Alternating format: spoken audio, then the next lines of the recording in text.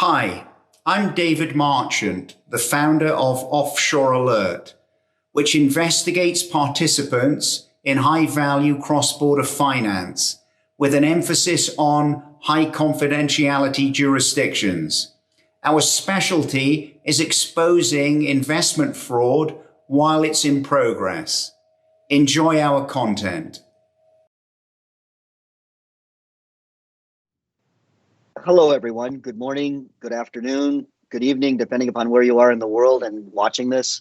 My name is Edward Davis. I'm with Sequor Law in Miami, Florida, and I have the pleasure and privilege of moderating this second session of high-value cross-border recovery tips from the experts. The intent of this session, which is, I think we're in our 8th or 9th year of doing this session, which is always in 2 pieces, is to provide essentially a masterclass on various tips and tactics and new developments in the asset recovery and cross-border world, so that folks can take away from this session usable, practical, both tips and also substantive changes in the law that they may be able to deploy in their cases. And over the years, we've actually developed through this process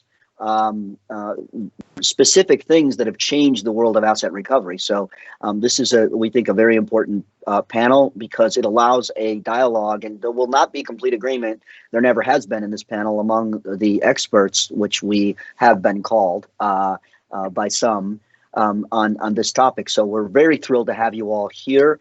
I do have the pleasure and privilege of having a powerhouse second half of the panel, just like I had a powerhouse first half before lunch, for me anyway, in the Eastern time zone. So I'm joined here by Tatiana Markel, who's a partner at BakerHostetler in New York and has worked extensively on the Madoff case. I am joined by Maureen Ward, a partner at Bennett Jones, who's worked extensively on the Stanford case, particularly the part involving TD Bank. And I'm joined by Stephen Baker, a senior partner and founder of Baker and Partners in Jersey. And who I've had the pleasure of working with each of these 3 lawyers and being co-counsel along with my firm. And I'm just thrilled to have them on the panel. So we thought we would do just as we did in the last session. If you watched the one before lunch, or my lunch, I should say. Again, I recognize that some of you this may be dinner time or breakfast, but where we've done a lightning round with regard to some of the changes that have happened over the past 9 months in our practice. That are directly relevant to how we litigate asset recovery and cross-border cases. And I will start off. This is going to be very quick. Everyone's going to do a minute and a half on this. To 2 changes that I see. Number one is I think there's been a positive impact on civility in the sense that it is much more difficult to be a jerk. And we do have jerks in this practice when you are on camera. And that's not impossible because I've certainly seen some of it in the last 9 months where I've done several trials. I've seen some, but generally speaking, I think it has positively impacted civility. I also think the other benefit, I mean, the negatives are fairly obvious. We don't have the tactile person-to-person contact that we normally would have. But in a lot of aspects, and my colleagues will address some of these, I think the other one is efficiency. In the sense that if you think about the amount of money clients spend on these cases, some of that is just dead time. And there's a lot less dead time. You don't sit for an hour, 4 hours in a motion calendar now waiting for your 5-minute hearing to come up. And now you come on screen, you have 5 minutes, you're supposed to be there at 9:55, you argue and you're done at 10, and you're not sat there for 4 hours and the client's not paying for 4 hours of your time. That's just one small example of efficiency. So with that, I want to turn it to each of my colleagues. Tatiana, maybe you go first and tell me some of the positives and negatives that maybe you have seen develop because of COVID in our practice. I'll do a quick positive, quick negative, even though, thanks for that, Ed, because I was prepared to only give negatives. So, a positive, we did a deposition recently, and, I think that we've all gotten very handy with Zoom doing a deposition where you can bring up a document, share the document on screen, scroll to the provision of that agreement. You're not having somebody flipping through and looking for that, for the paragraph you're looking. That has definitely, that's a nice change. It definitely, I think that goes really to your efficiency point. It streamlines the discussion. The problem with that, I guess the flip side of that is depositions don't have that same interorum effect like they used to. You have your deponent sitting in the comfort of their living room. They don't, I think and plus they know the documents. They see the documents, and the other side sees the documents you're going to show them before you show it to them, and so they have time to prepare. I think that's one of the downsides, is that you can't just sort of easily, because you have to prepare in advance and send the documents in, and I think that takes some of the spontaneity out of it. Sometimes, yeah. We've done one where we've sent it to the court reporter, and the court reporter has, brought them. But when there's no real sensitivity to the case, you're right, Ed. You're absolutely right. The downside, I think the lack of travel. I think, for a cross-border practice, being there on the ground is, it's pretty difficult. We have a lot of hearings that are supposed to be happening in Europe. Now, obviously, a lot of those aren't happening because, some of these countries are going in and out of lockdown. But even for the ones that are, we as U.S. counsel and often as sort of the project manager for the case and the one that's running the case want to be there. We don't just want to rely on local counsel. And we can't travel. We can't go there. So so that's created a situation where we're doing, prep sessions with local counsel because we're not going to be able to be there. So that's changed a little bit. But, I think by the time we really get used to it, we'll all be vaccinated. So we'll see. Maybe. We'll see. Well, that's a good question. That's a good segue to go to Maureen, because I heard, Maureen, that your courts have announced that even post-COVID, they're going to keep a lot of this stuff in place. First of all, is that true? And then tell us some of the things you've seen come out of COVID that are both good and bad. Absolutely. Thanks, Ed. Oh. And to that question, you can hear me. Interestingly, we had a case conference with the head of what's called our commercial list, which is a concentration of 10 of the high-level judges that hear like all the big commercial matters in Toronto. And he quite off the cuff said, we're never going back to what it was like. And I found that fascinating because certainly there are some judges who can't wait to go back to the way it was before. But the overarching view that I have on all of it is that I think a totally unexpected consequence is the sheer efficiency of what's going on in the court, just like you said, Ed, where you're not waiting and spending client money on waiting. And I don't think that would ever have otherwise been achieved had all of this not happened. The technology, the embracing of the technology by our courts and by some of the older judges, and by older counsel. I don't mean to. I'm not being ageism, but I am. You don't saying, have to talk about Stephen like that. You don't really. I am saying that the embracing of the technology was something that I don't think would otherwise have happened with respect to a big chunk of people in our practice. And so as a result, the efficiency of not just the court hearings, but also swearing an affidavit virtually has now been mandated. Examinations for discovery has been mandated. Meeting for prep time and the travel involved with that.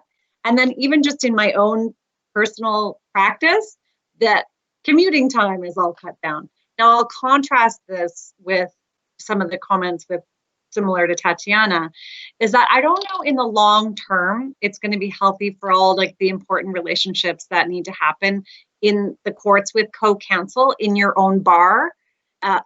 Obviously, in addition to the international work that we do, that's a given that's difficult to have that face-to-face time. That's not just a little square box that we're looking at now. But I think that the personal interaction is a super important thing to continue in our lives. So I say this now just based on the year, but will I say that in a year from now? Maybe not.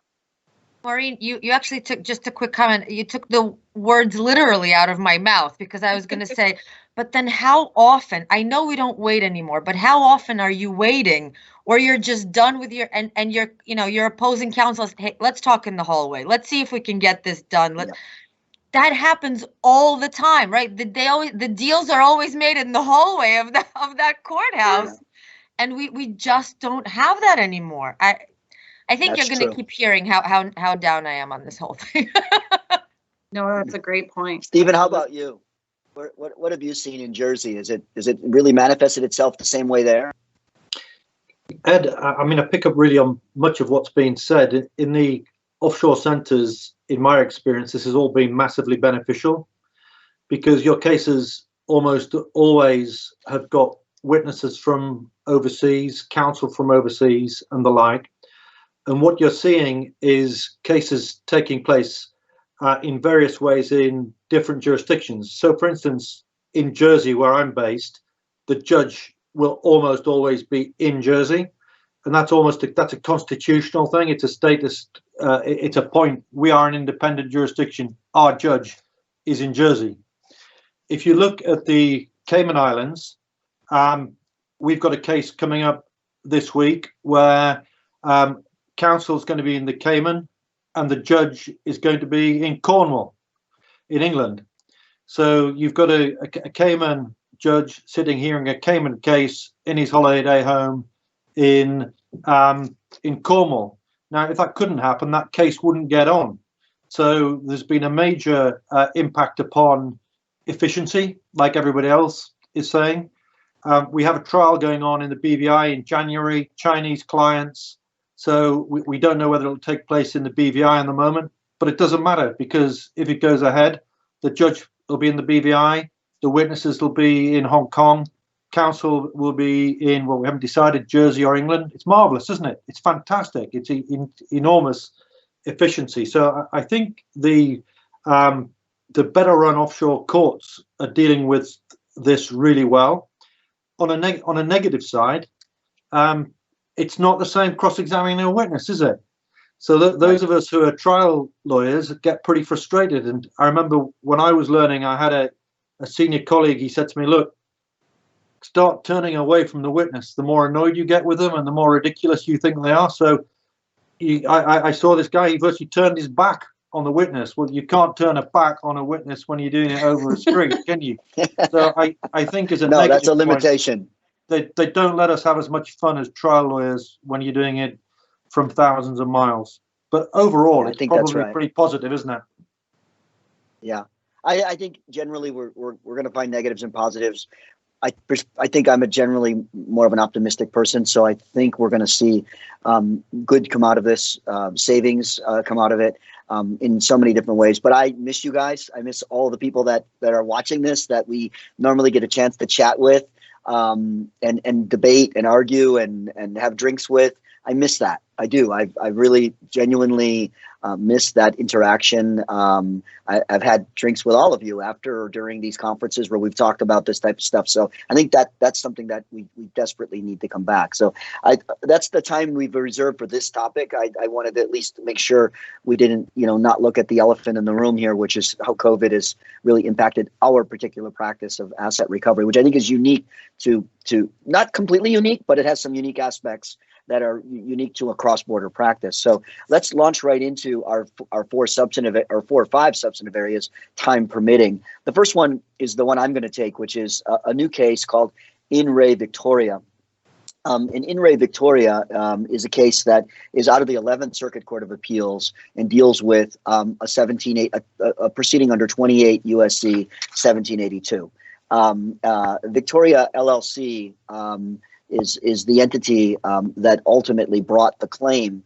And the reason, first of all, I want to tell you, for those, I know there's people watching this that have no idea what a 28 USC 1782 action is. And that is a proceeding in the United States in federal district court that allows you to gather evidence in the United States for use abroad, not in the United States, but for use abroad. So you can actually file a federal action and take discovery.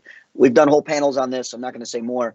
And juxtaposed against Chapter 15, which is a portion of the bankruptcy code that allows a foreign liquidator to come to the United States and, among other things, gather evidence. And I want to focus on that aspect of Chapter 15 because the Inray Victoria case really was a fascinating case because it involved a creditor, not the trustee, but a creditor in a Russian bankruptcy that was allowed to come to the United States to gather information that it wanted to use to file an objection with regard to certain rights that in a Russian bankruptcy that the debtor was going to seek.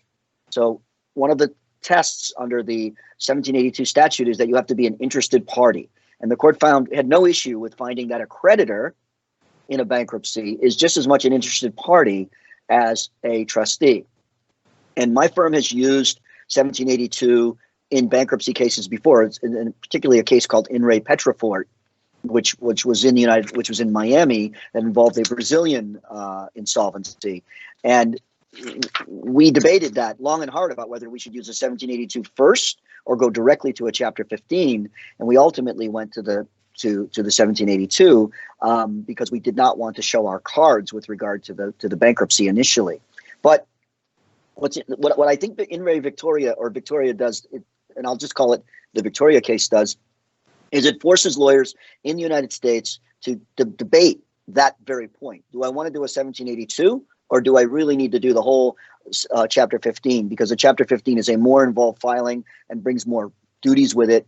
And I want to give you some background on it very quickly. The debtor's name was Ilya Lichtenfeld. And he had several Russian companies. And the argument was that he had transferred assets to the United States and that he owned certain companies that owned assets in the United States that were not being disclosed in the Russian bankruptcy. And the creditor and that were not disclosed to the creditor at the time credit was used, and that monies from the credit, from the loan, were used to funnel offshore into these other companies in the United States. And the evidence submitted to support the 1782 was really remarkable. And this will come up again in the part that Maureen's going to do with regard to the Crystalex case, which we'll talk about what is the evidence supporting these arguments, these very difficult claims. And ultimately, Victoria submitted Sunbiz corporate records from the Florida Department of State and to show that a woman who lived at the same address as the debtor in Florida was the manager, either current or former, of several of these target companies. Notably, the debtor's name did not appear anywhere in the corporate records of these two of the Florida entities at all. Nevertheless, the court granted the 1782 and allowed the discovery to go forward based primarily on the fact that the debtor shared a residence with the person who was the alleged former or current manager of these, and that connection was enough. There were two affidavits submitted. They were submitted on information and belief. And basically, essentially said that we believe the monies that were borrowed went into these companies. And secondly, that essentially supported the connections between the debtor and the person in the United States. Now, that is relatively thin. As a asset recovery lawyer, I think that's a wonderful development because, frankly, a lot of times we are in information deficit. The bad guys know what they did. We don't. We're trying to figure it out. We're in the dark room trying to find the light switch. They know exactly where the light switch is. And so I think this is a positive development because in Chapter 15, if you were to have gone that route, if you go back to the Inray Petrofort case that was then filed as a Chapter 15, the court put limits on the amount of discovery that could be generated under a 2004 using a 2004 exam. And the limits that the court put on arguably have been superseded now by this ruling under 1782, because there are several cases that say when a court under 1782 is trying to figure out what are the limits of discovery, you should look to the Chapter 15 cases. And there are cases that say you should look to when you're trying to figure out what the limits are under Chapter 15, you should look to the 1782 cases. And what's interesting is that there are actual cases in the United States that, and I know this will shock some of our English colleagues and Commonwealth common law colleagues, that these cases actually hold that 2004 is a court-sanctioned fishing expedition. So now we're seeing that move over to the 1782 world. So I think this is an interesting case. I don't think it's a one-off. I think it's something that really needs to be watched, and whether or not it can be duplicated in front of other judges on that record to be able to get a 1782 that allowed very broad discovery that could be then exported by a creditor back to the insolvency in a foreign country to use it to object. So I don't want to go more because I want to hear from you guys on all of your cases, but I think this case bears watching. It's a good development, and we'll see how it ultimately works out. We're now going to switch to our colleague Tatiana Markel at BakerHostetler, who's going to talk about a big development in the Madoff case. This is big news, in which we subtitled this section "Madoff is loose abroad: the extraterritorial application of the bankruptcy code." So Tatiana, why don't you fill us in on this huge development? Sure. And I completely agree with everything that you said, Ed, about 1782. And, recently we just, I think yesterday, a colleague circulated something that 1782 is going up before the Supreme Court. So we should all be watching that very, very carefully. That's right. It is such a big tool that we as asset recovery folks use in our practice. So let's keep an eye on that. Now, the exciting topic of extraterritorial application of the bankruptcy code. It's a mouthful, I know, but that is what it's called. So this summer, the Supreme Court denied cert, denied the cert petition of the sort of defendant appellants. So it's the big case that I'm going to talk about actually came out last year, but because it was then appealed to the Supreme Court and the Supreme Court just denied cert, making this finally kind of good law and law of the land, it's even it's ripe now for a discussion. Just a little background on Madoff, and I'm not going to bore anyone listening or even my co-panelists because everybody knows about it.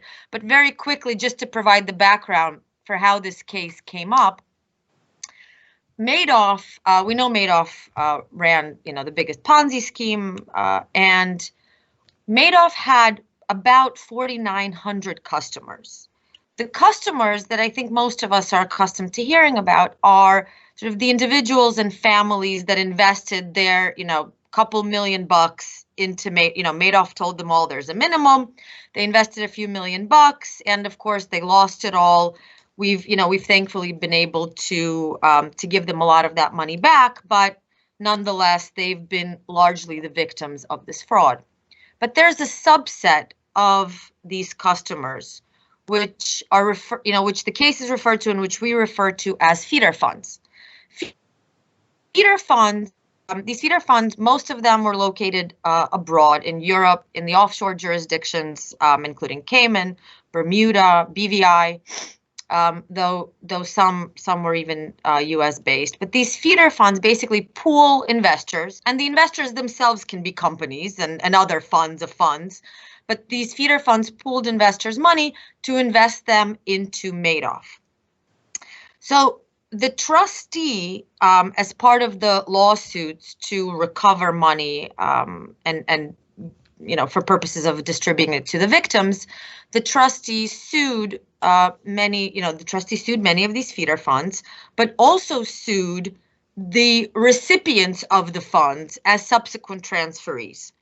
So just to set the stage for the two provisions. These would be people who got the money from the feeder funds, right? Correct. These would be people downstream. Correct. Right. These are the people downstream. So if you think about Madoff had these 4,900 accounts, as I said, the feeder fund would be an account holder, right? And what we would call in bankruptcy, the initial transferee. The account holder would redeem from Madoff, and then it would distribute to its own investors. Now, that redemption could be triggered by its own investors saying, hey, I want my $5 million back.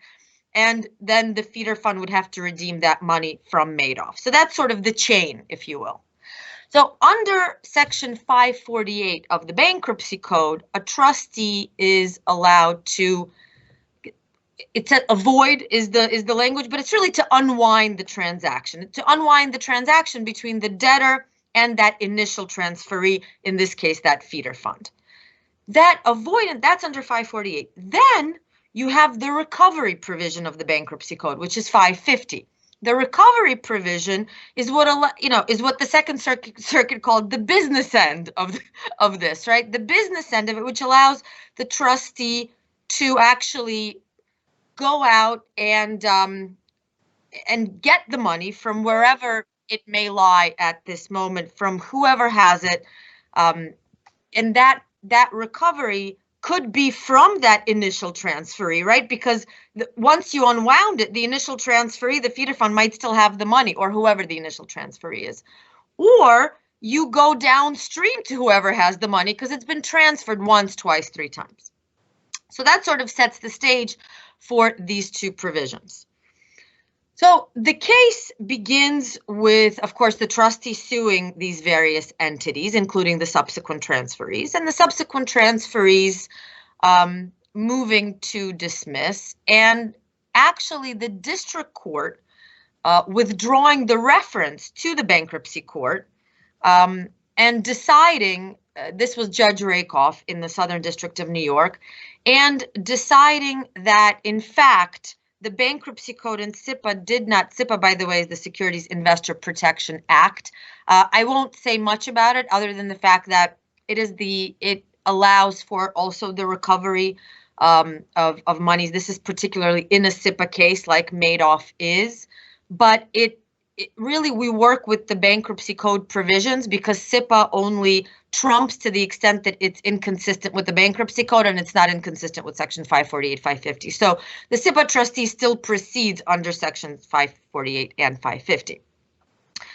So Judge Rakoff withdrew the reference and found that the trustee could not proceed because of the presumption against extraterritoriality, which limited the scope of Section 550, and prohibited the trustee from recovering funds that were transferred as between 2 foreign entities, being the feeder fund, which was a foreign entity, and its investors, which were also foreign entities. Alternatively, the district court held that Section 550 was limited by international comity, or as our English friends call comity, which I like much better. So it was limited by international comity, but only for the feeder funds that were themselves in liquidation abroad. Of course, a lot of these feeder funds were fully invested with Madoff. When Madoff collapsed, as did these feeder funds. So what the district court said was, we are not, the United States is not going to go in and trump whatever distribution process and the laws that are now governing these liquidations in those various jurisdictions. The case was remanded to the bankruptcy court, and Judge Bernstein, who's our judge, who's sadly retiring, Judge Bernstein said that the focus of the analysis is the location of the transferred issue. Here, the transferred issue was between 2 foreign entities, which means the transaction was foreign, and that these entities or these foreign jurisdictions have a greater interest than the United States in regulating payments to investors in their funds. We certified this decision for direct appeal to the Second Circuit, and in, I believe, February of last year, the Second Circuit reversed on all grounds, which, I mean, this was a huge decision. I think we were in a meeting with Irving Picard when I think we were handed some sort of an award for most important decision of 2019 or something like that. I might be butchering it. But the reason it was so important is the reversal. The reversal was quite significant. The reversal was quite significant because what that meant was the bankruptcy code now had reach to bring in money from whoever whoever has that money, wherever that person is, in whatever jurisdiction it is, in whatever jurisdiction that person is. And just very quickly, because I'm already getting the sign of I have to finish up, but the presumption against territoriality, what the Second Circuit said is you have to look at Section 548 and 550 in tandem. And in tandem was sort of the language that they cited other Supreme Court cases for.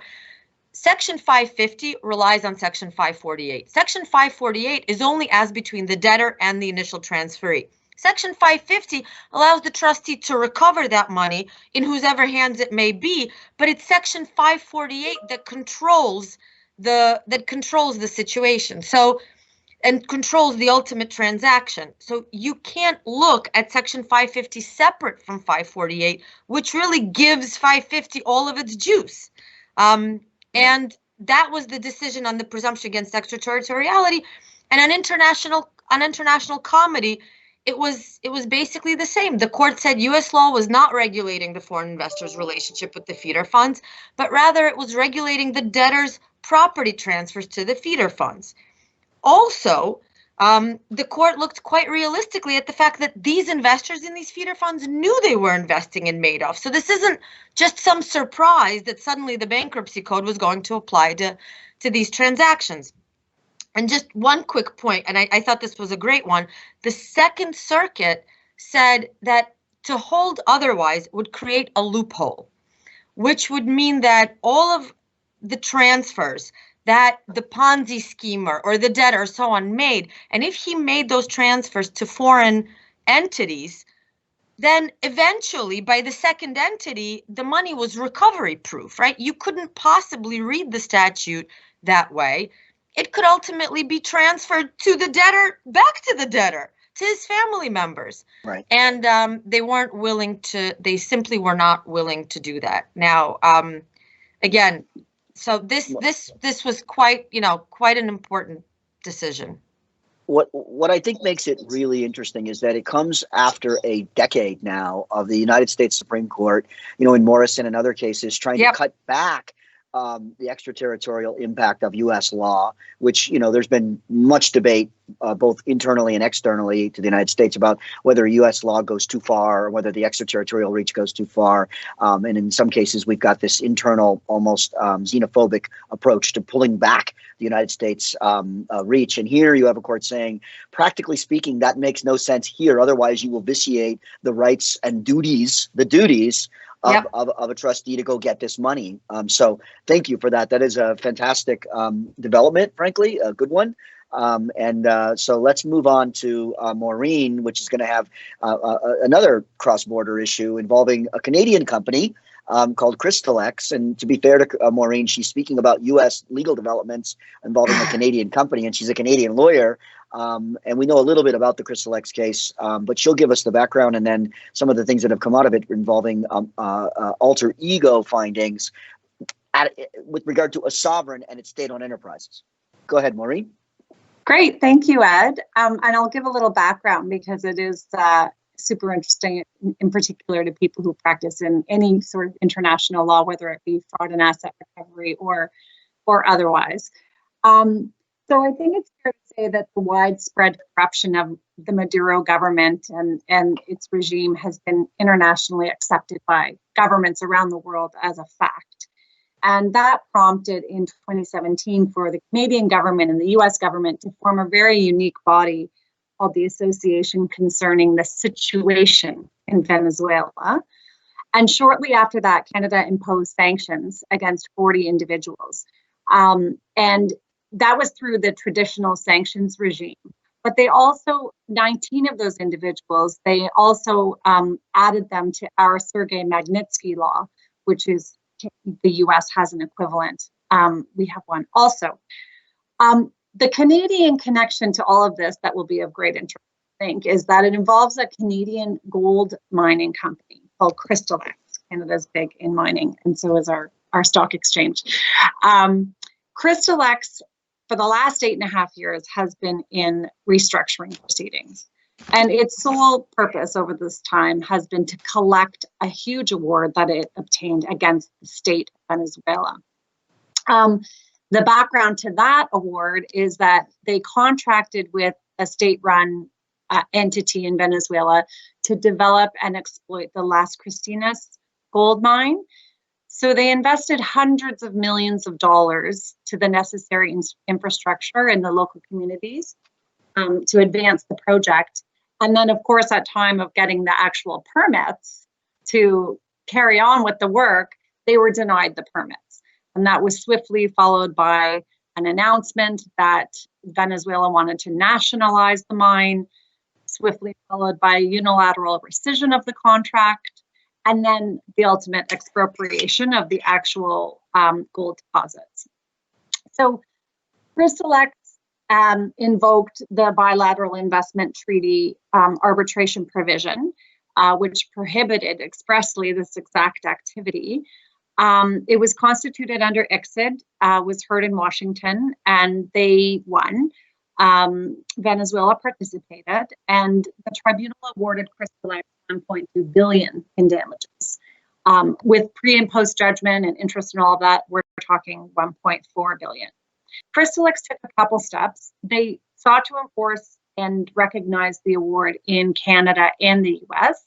Our commercialist recognized the award.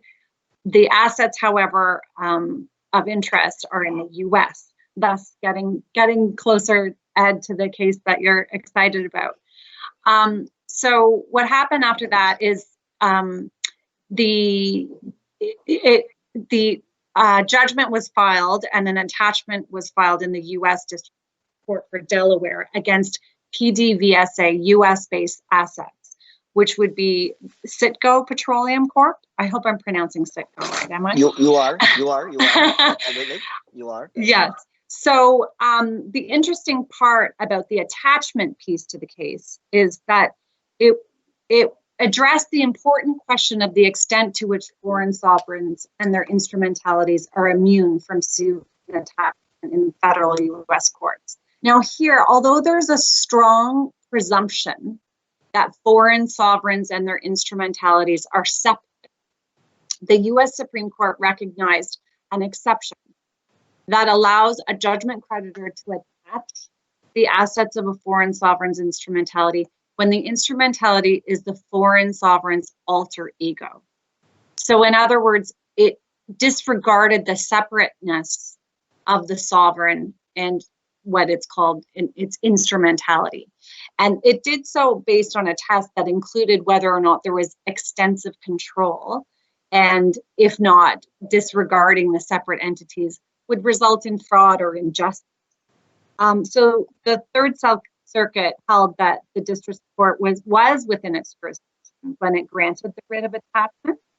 And it found that the relationship between Venezuela and PDVSA easily satisfied that extensive control test. And it walked through a number of things, including— Can I just reference one thing? Yeah. Just to, because this ties back to Inray Victoria, and that is the evidence submitted to show the level of control was largely newspaper clippings and information such at that level. We're not talking about, insiders who were testifying about the level of control, similar to what happened in the Inray Victoria, where this sort of information that is obtained in the penumbra around the conduct was put together, and on relatively thin record, the court made a determination that PDVSA and then ultimately, PDVH and which is the holding company, were instrumentalities, were alter egos, and would not fit the test of being a true independent instrumentality. So I think that's a huge issue. We'll see if that stands up.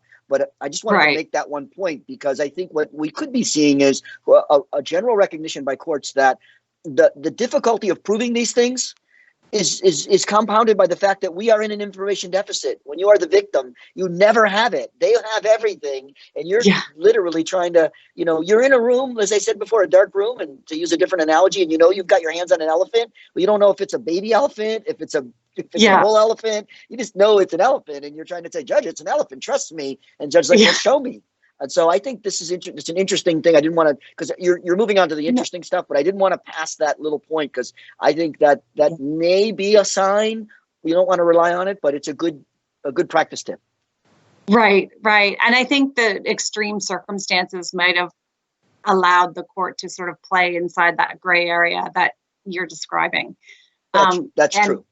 And here, the Venezuelan government was actually, they found the real beneficiary of PDVSA's conduct because the government could commit the company to sell oil to strategic allies at substantial discounts and give mining rights without the consent of the company. So, you know, it's where's the money? Like, how is the money flowing? So the court found that PDVSA's bonds were backed by common stock and underlying assets of US-based corporations, and that made them subject to the US legal system. So they were able to get jurisdiction. And the other important part about this case, which I find fascinating because I'm involved with a state immunity case in Canada, is that the court found that because the shares in PDVH were not immune from attachment, they found that because they fall under the commercial activity exception. So although they're subject to sanctions, like on the political side, they still can't be used in commerce because the sanctions only prohibit some but not all commercial uses of the shares. So the, you know, you're holding this huge arbitration award, but at the same time, you can't really collect nice, crisp dollars into a bank account. What you have are shares, some of which are subject to sanction, some of which are not. So it's very difficult. And as of today, Crystal X is still dealing with these challenges, which not only permeate the court system of what's going on, but also politics, because Treasury got involved and, you know, allies of the opposition requested the Trump administration to block bondholders from seizing Sequor. And so as of now, nobody can enforce liens or judgments or arbitral awards for that matter by seizing property unless they receive authorization from Washington due to the sanction component. From OFAC. That's the interesting issue, is that there is a limitation because the Office of Foreign Asset Control has said you got to get a license from us to do that. So what's interesting here is that there's a separate, there are dozens and dozens and dozens of cases against Venezuela. This is but one. And what's interesting here is that from a practice perspective, what we could take away from it is maybe there's a lessening of the burden of proof, at least on a prima facie basis, especially when you've got, you know, bad actors and they're recognized internationally as bad actors. But also, one of the assets we tend to overlook is the shares. We always talk about assets and think about tangible assets or cash in the bank, but really sometimes getting those shares or the membership interests of an LLC or some other way, getting your hands on that is the keys to the kingdom. So we can't overlook that as a practice tip here, that people are fighting about ownership of shares. So while Crystal X is attacking at the PDVH level because PDVSA has been determined to be an alter ego of Venezuela, there are other people in New York attacking the ownership of and getting the shares of Citgo because they have direct claims because they were pledged as collateral for these 2020 bonds. So there's a lot going on here. I think who knows how it's all going to sort out in the long run, because Venezuela is a disaster in light of the election that just happened last Sunday, which was awful. I just don't know where that, but I think that these are really good. Thank you for featuring this case, because I think it really does give us at least two takeaways, three takeaways. One is that you've got to get in the batter's box and swing the bat. You'll never get a hit if you don't swing the bat. So good on Crystal X for swinging the bat. Two, they put a case together with almost nothing, with chewing gum and baling twine, you know. Yeah. And then the third one, I think, is do we have they thought about focusing on an asset that people don't traditionally think about focusing on. So I think thank you for the presentation, Maureen. It's fantastic. And absolutely. I think it does. There's a lot of, and someone in the audience is asking for the case number, and we'll get, if you email me or email any one of us, certainly we can get you that, or maybe even Maureen can type it in while during the next, and somehow, and we can get it out to everyone. We're now going to turn to Stephen Baker. And we've entitled this subsection "Lock Them Up." Lock them up, because if you've followed any politics in the United States in the last 3 months, you know that's been shouted by several crowds. We will not go into any of those details, but here, one of the as asset recovery lawyers, we have different fantasies than normal people. Okay, normal people fantasize about all kinds of things. We fantasize about finding ways to get these bad guys in a room where we can force them to do the right thing, or where we can put them in jail. And Stephen, who's a former prosecutor, by the way, now in civil practice and a barrister, but also runs his own firm, but was a former prosecutor, is going to talk to us about the regime in Jersey with regard to using civil and criminal aspects, including lock them up. So Stephen, over to you. Thanks, Ed. I take great fun in winding Ed up. And in fact, I'm only partially going to talk about what he said. I'm going to talk about what I want to, not what Ed makes me talk about. But I actually wanted to pick up on the exchange between... Why should this be any different than any other time? Correct. I wanted to pick up really on the exchange between Ed and Maureen, which just took place. This is a brilliant area of law, and it's a privilege really to be able to be working in cases where you can either make new law or you can take the law as far as it can go. And I agree completely that there does seem to be a change in how courts are looking at insolvency and fraud cases, and that they don't expect the amount of evidence that they used to have.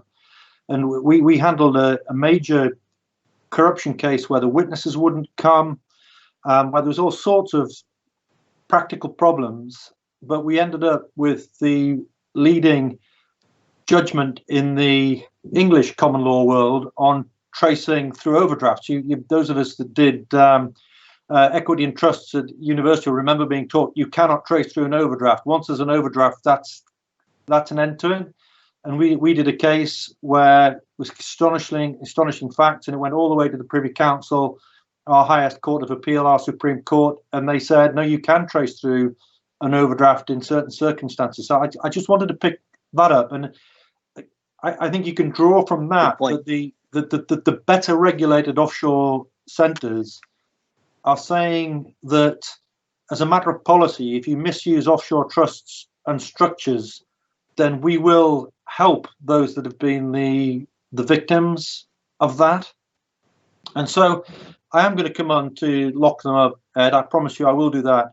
But I'm going to talk about things both ancient and modern. And I practice law in a jurisdiction which is extremely old. We have written laws going back to not long after 1100, seriously old laws. And those old laws are really important to the identity of the jurisdiction, and they don't give them up lightly because it distinguishes them from their big brother across the water, that rather avaricious, big, ugly United Kingdom that's got its eyes on some of these little territories. And so Jersey, the offshore centre, is a weird old jurisdiction, and it's a mix of common law and civil law because for historical quirks, and it hangs on jealously to its origins and its own law. And that means that a lot of the aspects of Jersey's insolvency law are really old and really weird. There is a statute which governs insolvency law to a degree, and it says the courts can take into account unsatral where it wants to. So it picks and it chooses what it wants to do. And I made the point that this is important to its identity and its sense of independence and its jurisdiction. And the words no taxation without representation, they ring really loud in the little island that I live in, as well as the rather bigger New Jersey in the United States that everybody knows, no taxation without representation. So how does a jurisdiction like this deal with modern questions of insolvency? And Ed, I'm going to talk briefly about two cases, and then I'm going to talk about locking them up, which you all want to hear, locking them up. This year, we have had the recognition in Jersey of a Brazilian liquidator in a case called Probank, and I know some of you will have been involved in Probank. It's not as famous as Madoff or the Venezuelan corruption, but it's a well-known case in our world. And Brazil has legislation which allows it to broaden liquidations of corporations to individuals, so people and other companies. And in a major corporate insolvency, it expanded the liquidation to cover, in the main part, family members who'd been owners of the company and running the company. Now, that is something which is wholly unknown in Jersey. In Jersey, you would have to liquidate the company, and then if individuals had been involved, you'd have to bring individual actions against them for dishonest assistance, for unjust enrichment, for conspiracy to injure and the like. So Jersey hasn't got anything similar. And yet it recognized the Brazilian insolvency, recognized the insolvency over the individuals, and it gave the Brazilian insolvency practitioner recognition, and he was able to obtain the information that he did. How did he do that? How did the Jersey court do that? Well, good old-fashioned comity or comity, whatever you want to call it. The court wouldn't be too offended whether it was tomato or tomato or potato. Comity. It recognized that its sister court needed assistance. It was impressed by the fact that Brazil had sent a letter of request to Jersey. It was impressed that the evidence was that Brazil would assist Jersey in the same or similar circumstances. So this ancient old mixed common law French English system did something very modern. It looked to Miami. Miami recognized the Brazilian insolvency under Chapter 15 first. I think, Ed, your firm may have done that, I think. Yep. So the Jersey that, court. It's interesting because it's a company involving election machines, not a bank. Correct. The name is very deceptive. Correct. It's an election. Absolutely, it's an election machine case. But the Jersey court looked at the Florida decision. It said it's been done in Florida. We won't allow people to misuse offshore structures. We're going to recognize.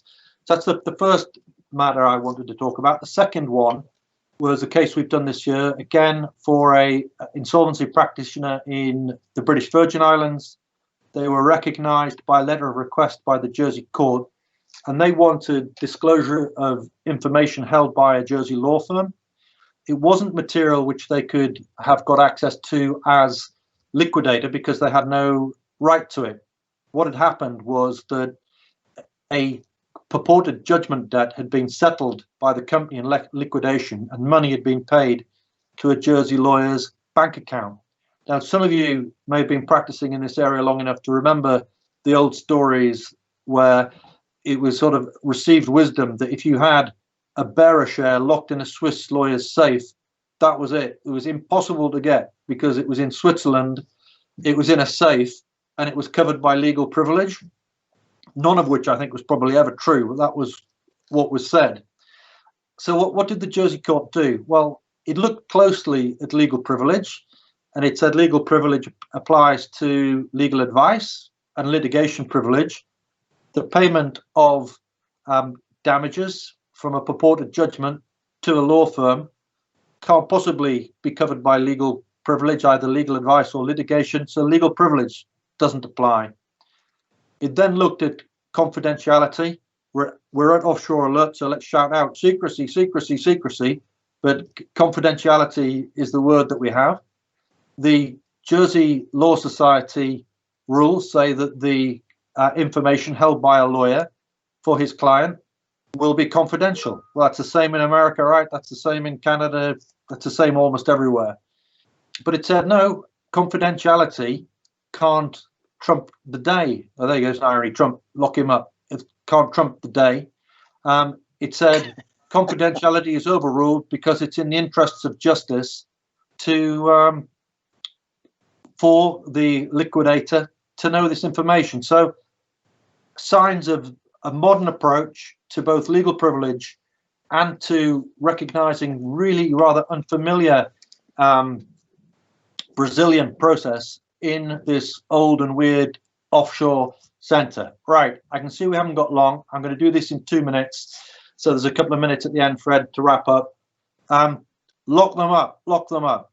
Well, remember this. Don't treat all the offshore centers the same. They're all different. That's the first thing. And in the jurisdiction in which I live and practice, it is true. You can lock people up and put them in jail for non-payment of a judgment. You can put them in jail for not paying a debt. I know that this sounds vaguely Dickensian, and that perhaps we should have workhouses and the like. And of course, you can't lock people up for debt if they genuinely can't pay. You cannot do that. So don't think you can lock people up if they genuinely haven't got the money to do it. But you can do it if they are hiding assets, if they're pretending that they can't pay. And it happened in modern times to a man who got divorced in Colorado. He decided he wasn't paying his wife. He was a very, very rich man, and there was a lot of money he was ordered to pay. He lived in Jersey, he had a house in Jersey, and he said, I'm not paying. And his ex stuck him in jail, and he went to jail. And the stories go that he used to have his meals delivered to him in a Rolls Royce on silver service in the prison. So I'm pretty confident that that would also apply to directors of Jersey companies that deliberately avoid debt. So how funny would that be? We invite instructions to lock somebody up. And then I'm going to move quickly on to this. And if my slide can be put up, please, that would be great. I don't know. You just need to click on it, Stephen. I think I have clicked on it. It's just about to come up. But this involves a case which has been going on in Jersey for years. We had a 3-month trial, and it had everything that the English press should have liked. Princesses, far too much money, art, Gauguins, Van Goghs, the whole lot. And for some reason, the English press picked up on it on the last few weeks, because the princess, who she got herself a title by marrying one of the last Bourbons in Europe. So I think she's probably married to someone who's got a claim on the French crown. And we're chasing her to pay a lot of money, and she's been held in contempt of court because it's been found that she lied to the Jersey court about what she knew about where certain assets were. So she came to Jersey, she flew to Jersey, and she got a COVID exemption somehow. She flew to give evidence. And I learned today that one of our staff's husband tested her for COVID when she came through the airport. And she gave evidence, and she said, oh, dearie me, I can't remember where that Gauguin, which is worth £50 million, where I put that. It was, it must have been sort of round the back of the bed, and I can't find it anymore. Anyway. Back in the shed. 2 points. What she probably didn't realize was that by flying to Jersey, she put herself at risk of being put in prison for contempt of court. So she was playing with an old system that doesn't like misuse of its services. We don't know what sentence she's got. We don't know if she's purged to contempt yet. If you get time, read the articles because they're good fun. But in the common law world, remember, you can always stick them in jail. Lock them up, Ed. Lock them up. Well, I wish that were true in every jurisdiction. Unfortunately, and I mean that somewhat jokingly, obviously, we don't want to take away people's liberty. We've only got a few seconds, so I'm going to wrap up very quickly. That first of all, thank you. Well done, everyone. Thank you for your hard work in preparing for this and being outside your comfort zone and working in areas that and talking about areas that aren't necessarily things you deal with every day. But I do appreciate the fact that we're looking at tips and tactics that can be deployed. I think we took away couple of different ones. Frankly, Steve, thank you for bringing up the most important point is that you can't look at every jurisdiction as the same. So you really need good local counsel every place you go to make sure you're learning what you need to know. So thank you very much for all of your attention to this. We don't have any pending questions from the audience. So as we wrap up, I just want to say we'll see you all at the next conference live. I can't wait to see you all live and have a drink with all of you. Thank you. Thanks for watching. Consider subscribing to our investigative news and documents service and attending our events. For more information, visit offshorealert.com.